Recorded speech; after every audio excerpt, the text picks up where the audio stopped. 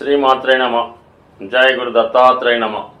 ఈ వీడియోలో మనం డిసెంబర్ 15వ తారీఖు నుంచి 21వ తారీఖు మధ్యలో జరగబోయే వారఫలాలు మేషరాశి వారికి ఏ విధంగా ఉండబోతున్నాయి అని పరిశీలించినప్పుడు, ముందుగా మేషరాశి వారికి ఈ పక్షంలో ఏర్పడినటువంటి మార్పు, భాగ్యస్థానంలోకి రవి రావడం జరిగింది. ఇంచుమించుగా మనకి సోమవారం నుంచి భాగ్యస్థానంలో రవి సంచారం జాతకుడికి ఒక విధమైనటువంటి అదృష్ట యోగం అన్నది ప్రారంభం అవడం జరుగుతూ ఉంటుంది. ఎప్పుడైతే రవి భాగ్యస్థానంలోకి వచ్చాడో ఈ మేషరాశి వారికి ప్రభుత్వానికి సంబంధించినటువంటి కార్యక్రమాల్లో విజయం లభిస్తూ ఉంటుంది. తనలో కాన్ఫిడెన్స్ లెవెల్స్ బాగా ఎక్కువగా పెరుగుతాయి.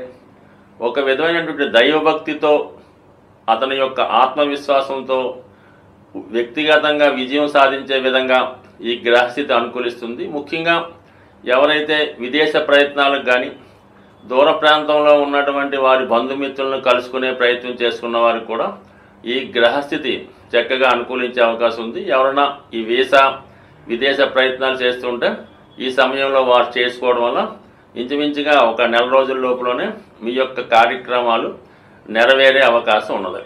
ఇక అష్టమ స్థానంలో బుధగ్రహ సంచారం జాతకుడికి రహస్యంగా చేసే కార్యకలాపాలు, రహస్యంగా మిత్రులను కలుసుకుని రహస్య కార్యక్రమాలు చేయడం, ధన సంపాదన కొరకు ఏదో ఒక పథకాన్ని వేయడం, కొత్త విషయాలు తెలుసుకోవడం, పరిశోధన జ్ఞానం లాంటివి వచ్చే అవకాశం ఉంది.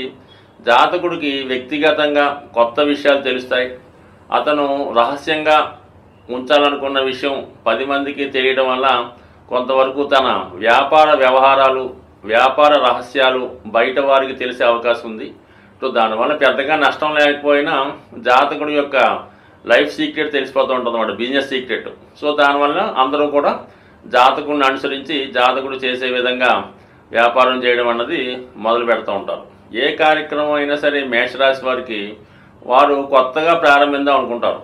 ఎవరు చేయని విధంగా కొత్తగా ఏదో ఒక బిజినెస్ వాళ్ళు స్టార్ట్ చేస్తారు.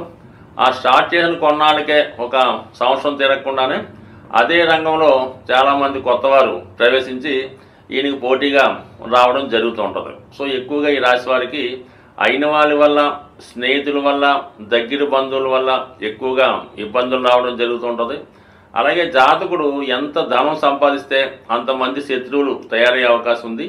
ఇతను సంపాదించిన ధనమే వీరికి శత్రువులుగా మారే అవకాశం ఉంది. ముఖ్యంగా ఇతనికి ఎప్పుడైనా సరే స్నేహితుల వల్ల, అన్నదమ్ముల వల్ల, రక్త సంబంధికుల వల్ల ఇబ్బంది ఎప్పుడు ఉండే అవకాశం ఉంటుంది. కాబట్టి ఈ విషయంలో జాతకుడు తన యొక్క సంపాదన నెలకి ఎంత సంపాదిస్తున్నాడు, లేదంటే ఈ డీల్ చేయడం వల్ల ఎంత వస్తుంది అన్న విషయాన్ని కొంత సీక్రెట్గా వస్తూ ఏదో సాధారణంగానే ఉండాలి తప్ప తన యొక్క స్థాయిని పెంచే విధంగా ప్రవర్తించడం కానీ, ధనాన్ని ఎక్కువగా 10 మందికి తెలిసే విధంగా విచ్చలవిడిగా ఖర్చు పెట్టడం వల్ల కంపల్సరీగా కొంత ఇబ్బందులు లాంటివి ఏర్పడే అవకాశం ఉంది. కాబట్టి పొదుపుగా, ఒబ్బిడిగా, జాగ్రత్తగా ఉంటే ఖచ్చితంగా అనుకూలంగా ఉంటుంది. ప్రస్తుతం మరి ధనస్థానంలోకి వచ్చినటువంటి గురు భగవానుడు ప్రభుత్వ సంబంధించిన విషయాల్లో ప్రభుత్వ పథకాలు మీకు అనుకూలంగా రావడం కానీ, అలాగే ప్రభుత్వ రంగ సంస్థల్లో అయిన రుణాలు ప్రయత్నం చేస్తుంటే రావడం కానీ, ప్రభుత్వ కాంట్రాక్టులు కానీ వచ్చే అవకాశం ఉంది.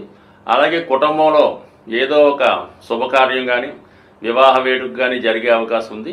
ఈ వారంలో ఎక్కువగా మీ గృహంలోకి బంధుమిత్రులు ఎక్కువగా సందర్శించడం, వారికి మీరు తగు విధంగా సత్కరించడం, విందు వినోదాలు లాంటి ఏర్పాటు చేయడం, ఏదో ఒక శుభకార్యంలో ఈ వారం మీరు పాల్గొనే అవకాశం ఉంది. బట్ ఏదైనా అటు భాగ్యస్థానం, ఇటు ధనస్థానం రావడం వల్ల కుటుంబంలో వ్యక్తిగతంగా మీకు కానీ, మీ కుటుంబంలో ఒకరికి కానీ అది వివాహ ప్రయత్నం నెరవేరడం కానీ, విదేశ అవకాశాలు రావడం కానీ జరిగే అవకాశం ఉంది.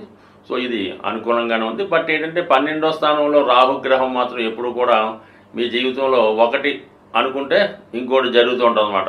ఒక విధంగా ధనం ఒక విధంగా మీరు ఆశిస్తుంటే వచ్చింది కాకుండా వేరే విధంగా ధనం ఖర్చయి దాచుకున్నది కూడా పోయే అవకాశం ఉంది. బట్ ఏదైనా మీరు ఒక విలువైనటువంటి స్థిరాస్తి కానీ, వాహనం కానీ అమ్మాలన్నా, కొనాలన్నా వ్యక్తిగతంగా దగ్గరుండి చూసుకోవాలి తప్ప ఇతరుల మీద ఆధారపడడం వల్ల ఖచ్చితంగా కొంత నష్టాన్ని పొందే అవకాశం ఉంటుంది. కాబట్టి జాగ్రత్త వహించండి. మీ చుట్టూ కూడా ఎప్పుడు ఎవరో ఒకరు ఎంతో కొంత మీ దగ్గర నుంచి ధనాన్ని ఆశిస్తూ ఉంటారు. అటువంటి వారి నుంచి కొంత జాగ్రత్త వహిస్తే మంచిది.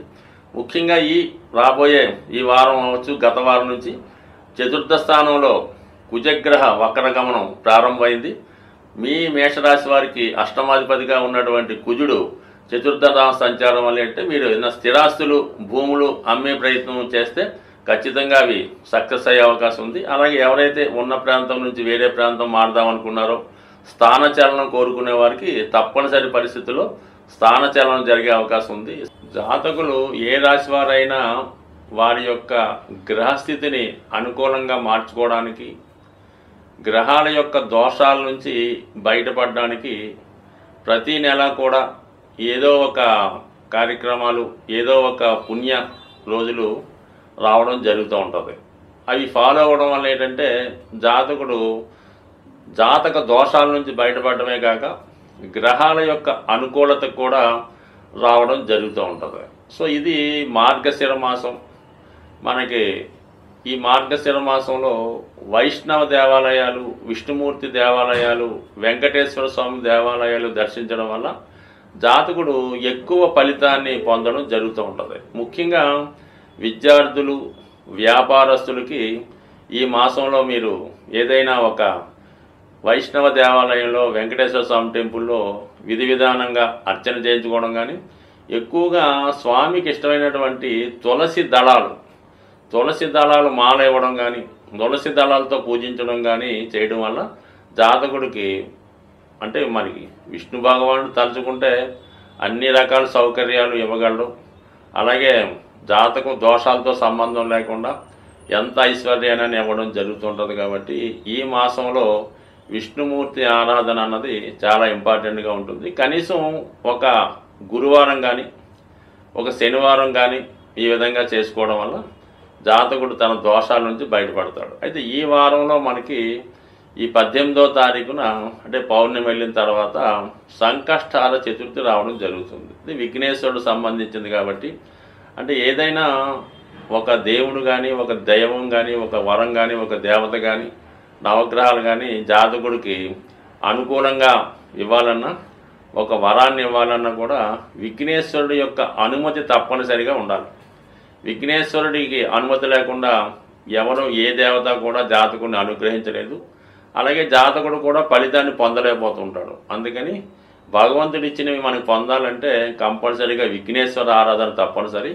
మరి ఈ నెలలో వస్తున్నటువంటి సంకష్టాల చతుర్థి రోజు మరి విధి విధానంగా వినాయకుడిని గరికతో అర్చించడం కానీ, ఉండ్రాలతో హోమం చేయడం కానీ, అంటే సాధారణంగా ఉదయం పూట చాలా దేవాలయాల్లో హోమం చేస్తూ ఉంటారు. ఈవినింగ్ మరి సాయంకాలంలో అభిషేకం చేయడం జరుగుతూ ఉంటుంది.